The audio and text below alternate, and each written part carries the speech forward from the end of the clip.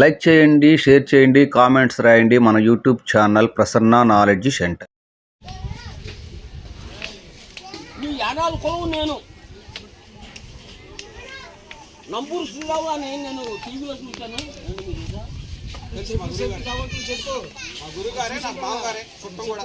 కరెక్టేనా?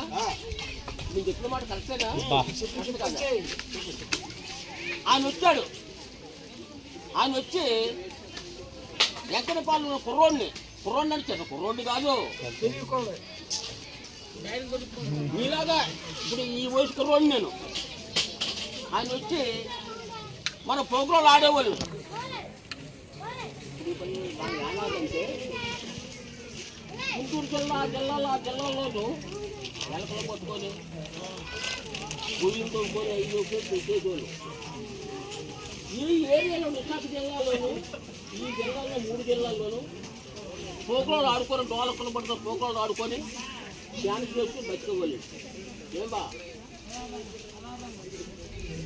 కళాకారుడై అలాంటప్పుడు ఆ నంబూరు శ్రీరావు గారు వచ్చారు.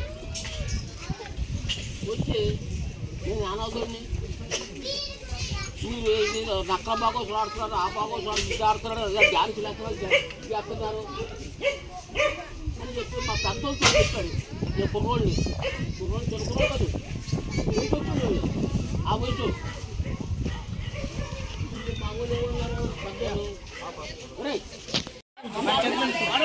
నేను మాట్లాడి అయిపోయింది. నేను మాట్లాడతా,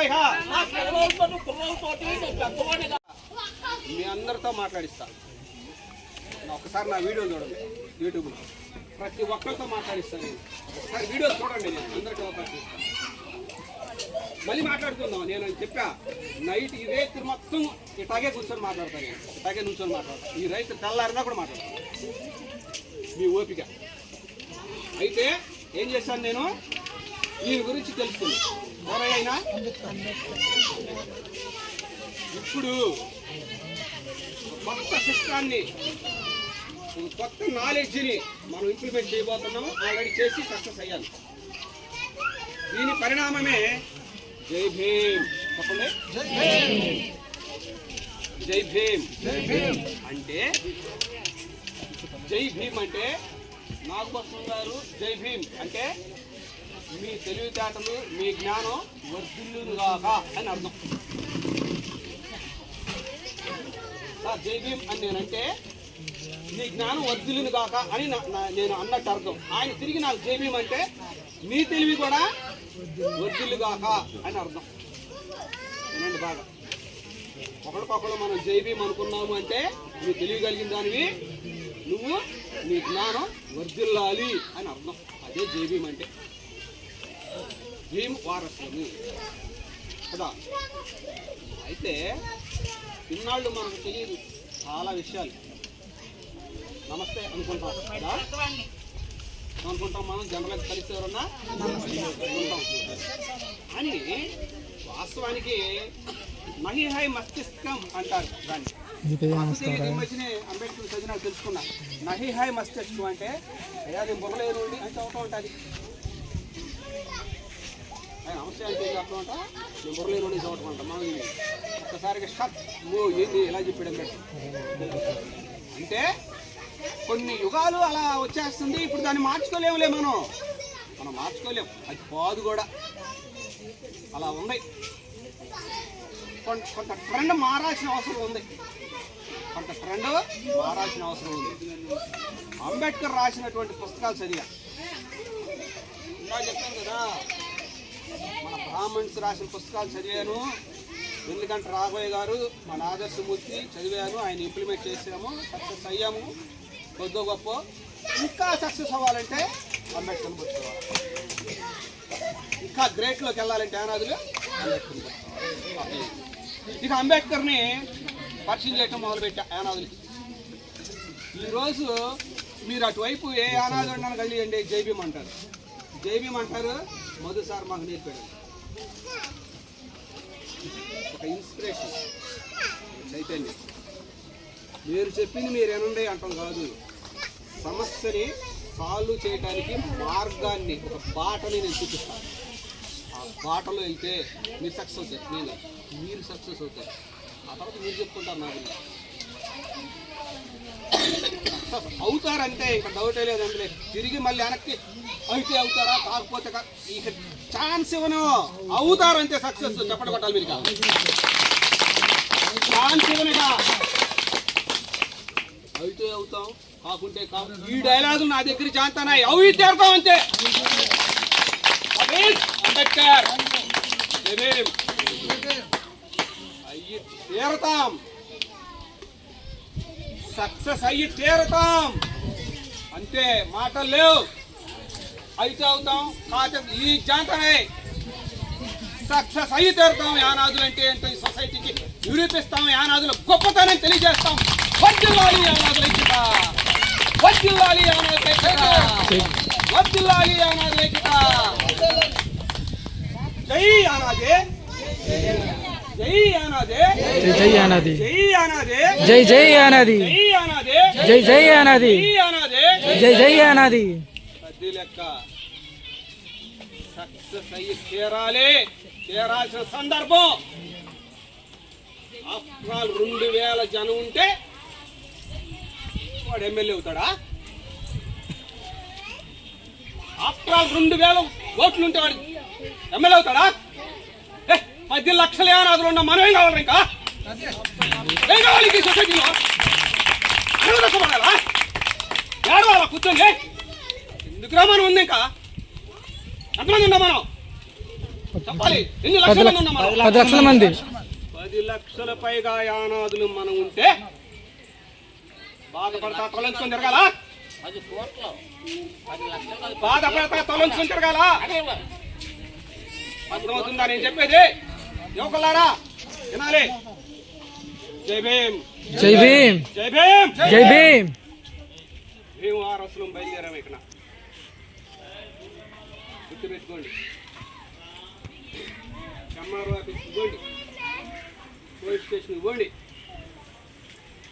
ఏ ఆఫీస్ కన్నా బండి అంబేద్కర్ అంటాడు.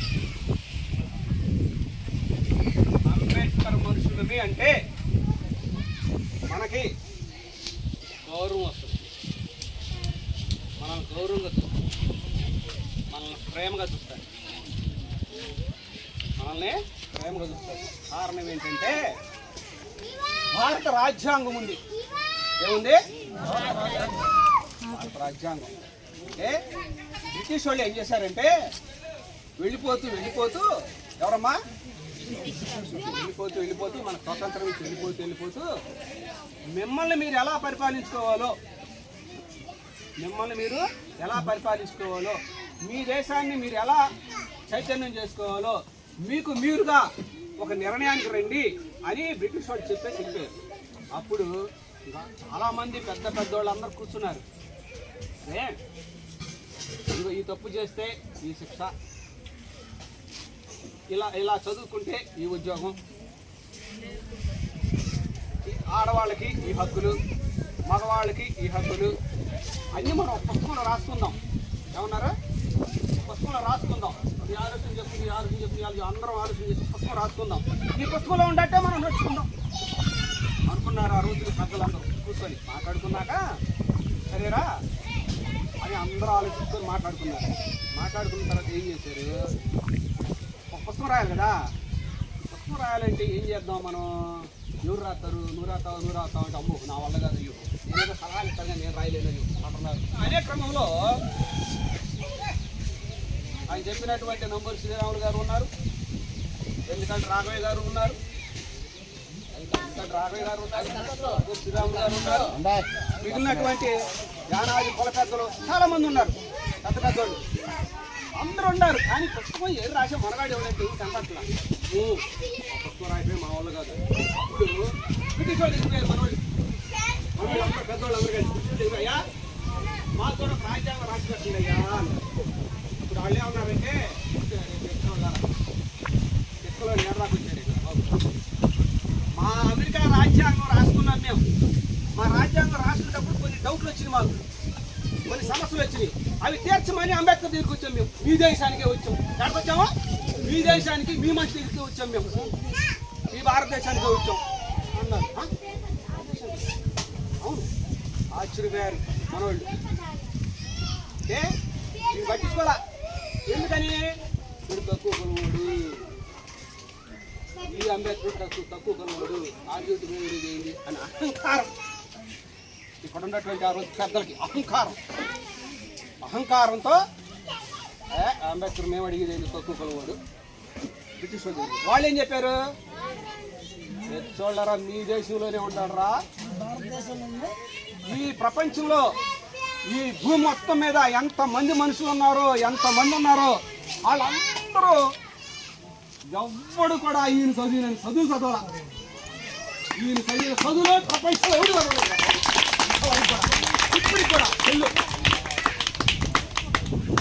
ఇప్పటికీ కూడా ఈ రోజు కూడా ఈ ప్రపంచంలో ఈ భూమి మీద ఉన్న మనుషులు ఏ మనిషికి అందించినా సరే ఏం చదువు ఎవరా నువ్వు అంటే నేను ఆ డిగ్రీ ఈ డిగ్రీ, నువ్వు ఎన్ని డిగ్రీలు తెలుసుకో, బాబాసాహెబ్ అంబేద్కర్ చదివినన్ని చదువులు ఈ భూమి మీద చదవాలి. ఇంతవరకు అంత గొప్పడు ఈ దేశంలో ఉన్నాడు అని చెప్తే చూడరా అంబేద్కర్ అని చెప్పేసాడు. వచ్చే తక్కువ కులవాడు దగ్గరికి వెళ్ళాల్సి వస్తుంది. మనం వచ్చారని పోతే పోయినా టాలెంట్, అదే నేను చెప్తున్నా. ఆ టాలెంట్ కలిగినటువంటి యానాదులను కూడా ఇప్పుడు ఒకటి అవ్వాల్సిన అవసరం ఉంది. చెప్పట్లో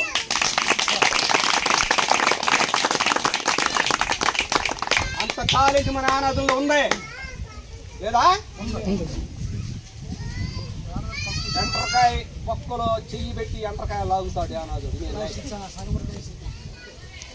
ఎవరికన్నా దమ్ముందా? ఎలక బొట్ట పెడితే ఎగపడాల, మిస్ అవుడు. ఎలక బొట్ట ఏ ఇంజనీర్ అయినా సరే చేయమని యానాదుడు ఎలక బొట్ట చేస్తాడు. ఎడు పడి తెలుక రాత్రిపూట కాపలా కాయాలంటే యానాదుడేగా, రాత్రిపూట షికారు చేయాలంటే యానాదుడు చేయాలా. ఇక్కడ జాతర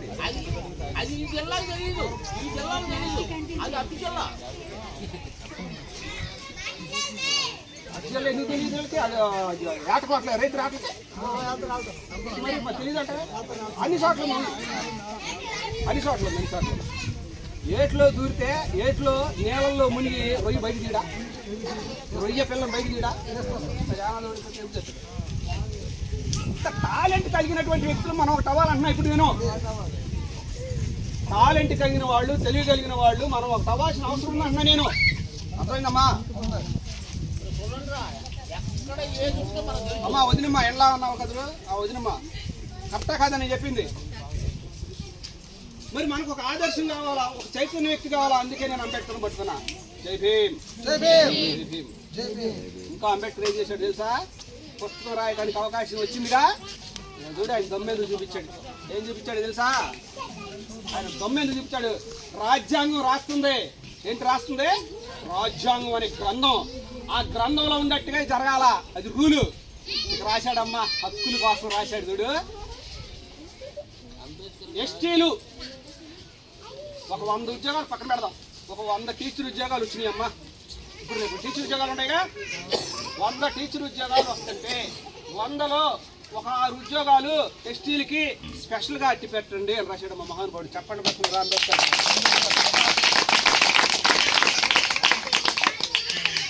అదేదా కాలేజీలో సీట్లు 100 మంది స్టూడెంట్స్ ఉన్నారు అంటే కాలేజీలో ఒక 6గురికి ఎస్టీలకి ఇవ్వండి రా అని రాశాడు మహానుభావుడు.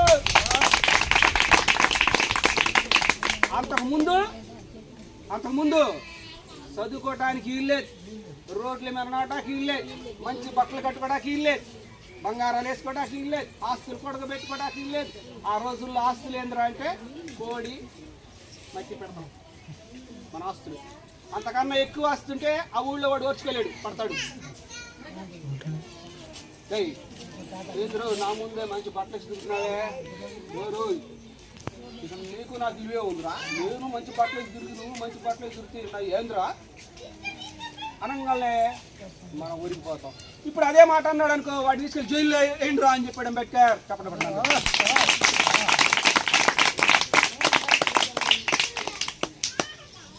అదే మాట ఇప్పుడు అంటే వాడిని తీసుకెళ్ళి జైలు ఏంట్రా అన్నాడు అంబేద్కర్. అదే రాజ్యాంగం, అదే భారత రాజ్యాంగం, అదే చట్టం మనకిచ్చిన హక్కు అంబేద్కర్.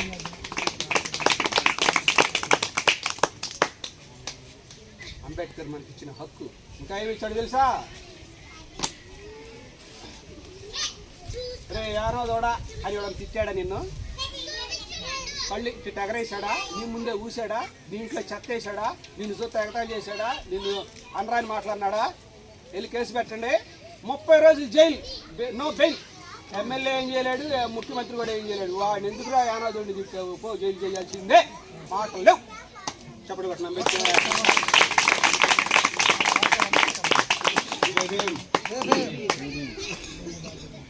ఇప్పుడు ఇందాక నేను ఈయన చెప్పినటువంటి బాటలో గాంధీ మార్గం అని చెప్పా. గాంధీ మార్గంలో నడిచినటువంటి వ్యక్తులుగా కొంతకాలం ప్రయాణం చేశాం. ఇక్కడి నుంచి మనం అంబేద్కర్ మార్గంలో ప్రయాణిద్దాం అనేటువంటి ఆలోచనతో ఇప్పుడు చెప్పండి, ఈ మార్గము 2 మార్గాల్ని కలిపి మిక్స్ చేస్తూ మనం ముందుకు పోతే మన జాతి డెవలప్ అవుతుంది. నేను ఈ మార్గాన్ని పక్కన పెట్టమనలా, ఈ మార్గాన్ని మిక్స్ చేస్తూ మన భావితరాలకి, మన పిల్లలకి ఒక మార్గం వేస్తే యానాది కులం సక్సెస్ అయిద్దా లేదా? ఇది నేను నమ్ముకున్నటువంటి సిద్ధాంతం, నేను నమ్ముకున్నటువంటి ఆలోచన. సెలవులు ఇచ్చారుగా, మాస్టర్ ఏం చేస్తాడు? సెలవుల్లో భార్య పిల్లలు తీసుకొని టూర్లు వెళ్తాడు, ఎంజాయ్గా తిరిగి వస్తాడు. లేదా అమ్మగా పొలాలు ఏట మాసాలు తిని ఏసీ రూమ్లో హాయిగా పడుకుంటాడు. మధుగాడికి పిచ్చి పట్టింది. రాసగిరి మధుగాడి పిచ్చి కొరది దేశాలు. నా పెళ్ళంతలు ఏమనుకుంటారు నన్ను, మా అమ్మ మా నాన్న ఏమనుకుంటారు నన్ను? నా గురించి గుంటూరు జిల్లా చేబ్రోలు యానాది సంఘంలోనే విచారించండి. నేను ఎక్కడ పుట్టానో అక్కడే ఎంక్వైరీ చేయండి. సెలవు వస్తే మధుగాడి ఇంట్లో ఉన్నాడు, దొరకడంతే. నాకు 5 మేనమామలు, 5 బాబాయిలు, ఆ బాబాయి పిల్లలు, మేనమామ పిల్లలు, ఆ సంఘంలో మొత్తం నాకు సగం మందే. అదొక ధైర్యం నాకు. రాసిగిరోళ్ళు 5 బాబాయిలు, వాళ్ళ పిల్లలు, యాక్సిరోళ్ళు మేనమామలు, వాళ్ళు పిల్లలు, వాళ్ళు. మరి 2 అమ్మాయిని నేను చేసుకునే, మా అన్నయ్య రాపూర్ అమ్మాయిని చేసుకునే. అయితే ఇక్కడ చూడండి, ఈ సంఘంలో సపోజ్ ఏ సంఘం అయినా సరే, ఈయనంటే ఆ పక్కింటి ఆయన కడుపులమ్మంట, ఆడంటే ఆ పక్కింటోడు కడుపులమ్మంట. అంటే ఏంది ఆడ ఆశ్చర్యం ఒకల కుళ్ళు పాపం అంతే. ఏం లేదు, ఏముందమ్మా కుళ్ళు. ఈడు ఆస్తి ఆడు తీసుకున్నది లేదు, ఆడే ఆస్తి తీసుకున్నాం కుళ్ళు. ఇదేదో మంచి బట్టలు వేసుకున్నాడే, మరి నువ్వే కుళ్ళుకుంటే మరి ఊళ్ళో వాడికి అంత కుళ్ళుకోవాలి కదా? ఏమయ్యా, నువ్వే ఈ పక్కింటోడి మీద కుళ్ళుకుంటే ఊళ్ళో వాడి అంత కుళ్ళుకోవాలి. ఇప్పుడు నేనున్నాను, మా సంఘంలోకి వెళ్ళి కదిలేయండి, నా మీద ఎవడు కుళ్ళుకోండి. ఎందుకంటే వాళ్ళకి ఎంతవరకు న్యాయం చేయాలి అంతవరకు చేస్తాను, వాళ్ళకి అన్ని సహాయం చేస్తాను. నేను చేయటం కాదు, వాళ్ళు లీడర్లు అయినాక వాళ్ళ చేత చేపిస్తాను కదా. ఇప్పుడు నేను అంటున్నాను, నేను మార్చేస్తానని చెప్పట్లా. నేను వచ్చింది ఎందుకంటే మీకు ఒక కొత్త మార్గాన్ని చూపిస్తా, ఆ బాటలో ప్రయాణం చేయండి. మీరే పని చేస్తారు, మీరే గెలుస్తారు, మీరే సక్సెస్ అవుతారు. నన్ను మర్చిపోతారు, మర్చిపోయినా పర్వాలా, గుర్తుపెట్టుకున్నా పర్వాలా, మార్గం అయితే మీకు వేసి చూపిస్తా. ఎలా చేయాలో చెప్తా మీకు. ఈ మార్గంలో నడవండి అని చెప్తా, సలహాలు ఇస్తాను, చెయ్యండి. నేను పంపించిన మార్గంలో మీరు విజయం సాధించడం, సక్సెస్ అవటమే తప్ప ఓడిపోవటం లేవు. రాసి పెట్టుకోండి, రాసి పెట్టుకో. ఓడిపోతే అసలు పోవటం లేదు, వదలను. ఓడిపోవటాలు లేవు, విజయం సాధించడాలే, సక్సెస్ అవడాలే మీ మార్గం. వచ్చే ఇక్కడ నుంచి రాసి పెట్టుకోండి అంతే. ఇక పోయిందా? ఏం చేయాలంటే మీరు ఫస్ట్ ఏం చేస్తారంటే, శ్రీకాకుళం జిల్లా వాళ్ళందరూ ఒకసారి చేయండి. శ్రీకాకుళం జిల్లా వాళ్ళు చెప్పండి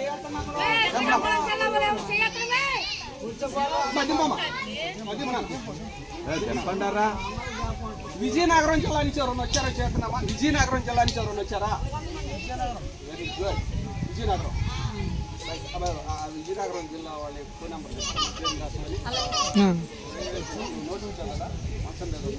ఎన్నైతే తెచ్చినట్టున్నాను అలాగే ఫోన్లో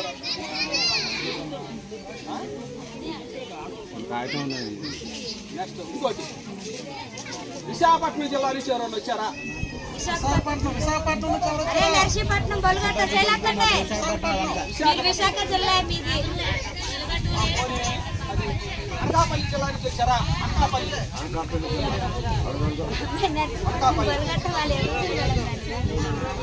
అయ్యా మీరేం చేస్తారంటే నిన్న మైనాడు బాగానండి. ఫస్ట్ ఏం చేస్తారంటే మాట్లాడకుండా శ్రీకాకుళం యానాదులు అని ఒక వాట్సాప్ గ్రూప్ పెట్టండి. ఏం గ్రూప్ అమ్మా? వాట్సాప్లో గ్రూప్ పెట్టండి. శ్రీకాకుళం యానాదులు అని పెట్టండి. శ్రీకాకుళంలో ఉన్నటువంటి ఫోన్ నెంబర్లన్నీ దాంట్లో యాడ్ చేయండి. ఒక గ్రూప్ ఏర్పాటు చేసుకోండి. అందులో నన్ను కూడా పెట్టండి, నా నెంబర్ కూడా. అప్పుడు శ్రీకాకుళంలో జరిగిన సమస్యలన్నీ అందులో పెడతా ఉండని నాకు తెలుపుతూ ఉంటుంది. పద్దాకు రాలేం కదా, దాంట్లో చెప్తుంటా నేను ఇది చేయండి నేను పెడుతుంటా. ఇప్పుడు ఇలాంటి వాళ్ళు సెల్ ఫోన్ లేదనుకో, కుర్రోళ్ళు మీరే యూత్ నేను పంపిస్తుంటా కదా, ఫోన్లో చూస్తారు కదా, ఫోన్లో చూసి ఇలాంటి వాళ్ళు చెప్పండి. ఇలాంటి వాళ్ళు తీయం కదా ఫోన్లు, ఇలా చెప్పండి. ఇదిగో మొదటిసారి ఇలా పెట్టాడు, అది ఆ ఊర్లో ఇలా మీటింగ్ జరుగుతుంది, ఆ ఊర్లో ఇలా జరుగుతుంది, అలా చూపించండి. ఫోన్లో యూట్యూబ్లో ఉంటాయిగా చూపించండి, వాట్సాప్లో చూపించండి. సరేనాయా? చూపిస్తారా? ఓకేనా? అట్లాగే అనకాపల్లి జిల్లా యానాదులు అని ఒక గ్రూప్ తయారు చేయండి. విశాఖపట్నం జిల్లా యానాదులు అని గ్రూప్ పెట్టండి. వాట్సాప్ గ్రూప్ పెట్టి అట్లా నన్ను యాడ్ చేయండి. చేస్తారా అమ్మా? అనకాపల్లి వాళ్ళు, విజయనగరం వాళ్ళు, విశాఖపట్నం వాళ్ళు ఉండి నాకు కనపడి నంబర్లు యాడ్ చేయించుకొని వెళ్ళాలి. సరేనా?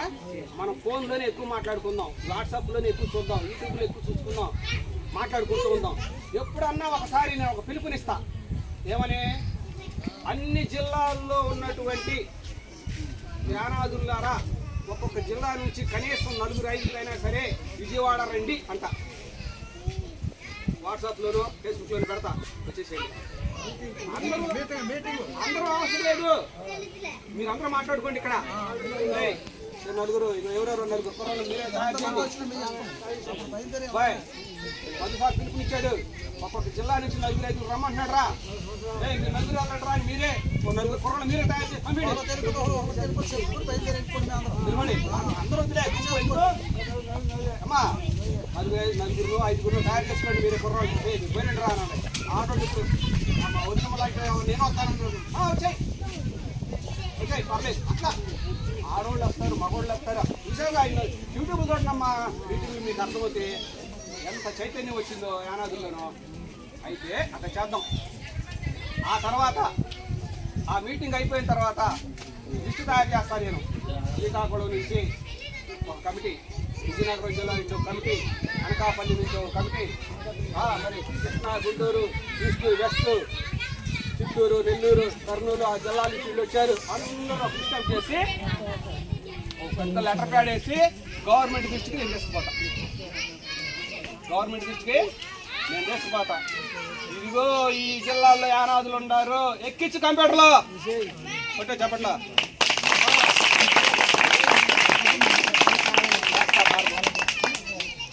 మార్గం చెప్తా. ఆ తర్వాత గవర్నమెంట్ దగ్గర పర్మిషన్ చేస్తా. గవర్నమెంట్ దగ్గర నుంచి పర్మిషన్ వచ్చిన తర్వాత ఫ్లెక్సీ డిజైన్ చేద్దాం. చేసి యానాది కాలనీ నా బోర్డు వేద్దాం తీసుకొచ్చి.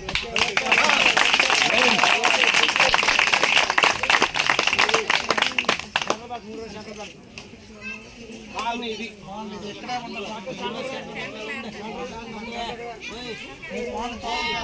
ఇది బోర్డు వేస్తాం. ఎవడు వచ్చినా కానీ ఇక్కడికి వచ్చినప్పుడు ఉత్తరాలు వచ్చినా ఎవడైనా వచ్చినా రాంగలు అబ్బోడు చూసి ఓహో జానా సంఘమా అనుకోని పోతుండాలా. ఎవడు ఆఫీస్లో వచ్చి జానా సంఘం అని అప్పుడు యానాదోడ సంఘం ఉంది యానాదోడ సంఘం ఉందో ఈ వాళ్ళందరూ చెప్పుకుంటా ఉండాలి. ఆడు మార్చేది ఏంటి ఆడి తల్లి చేసిందే మార్చుద్ది. కర్ర ఎరగకూడదు బాగు కావాలి కదా. కాగల కార్యం గంధర్లు ఇచ్చారని చాలా సామెతలు చెప్పుకోవచ్చు. పోరాటాలు ఒక ఎత్తు, మన బుర్ర మన ఆలోచన ఒక ఎత్తు. అమ్మా ఇదంతా కూడా ఈ మహానుభావులు వీళ్ళిద్దరు ద్వారా నేను నేర్చుకున్నటువంటి జ్ఞానం నీకు పంచుతుంది. నేను నా డబ్బు నీకు పంచితే 4 రోజులు అయిపోతాయి, ఏముండదు. అదే జ్ఞానం పంచితే జ్ఞానం, తెలివితేటలు పంచితే బతికినంత కాలం. మీరు కూడా ఒక శక్తిమంతులే. ప్రతి ఒక్కరికి శక్తి ఉందండి, ప్రతి ఒక్కళ్ళు జ్ఞానపరులే, ప్రతి ఒక్కళ్ళు తెలియగలిగిన వాళ్ళే. కాకపోతే దాన్ని ఎలా ఉపయోగించుకోవాలో తెలియట్లా. ఆ తెలియని దాన్ని నేను తెలియజేయడానికే మీ ముందుకు వచ్చాను. ఇంకొక లాస్ట్ ఉదాహరణ చెప్తా. ఆంజనేయ స్వామికి ఆయన బలం ఆయన తెలియదంట, రాముడు వచ్చి చెప్పిందా. ఆంజనేయ స్వామికి ఆయన బలం ఏందో ఆయన రాముడు వచ్చి చెప్పిందాక. రాముడు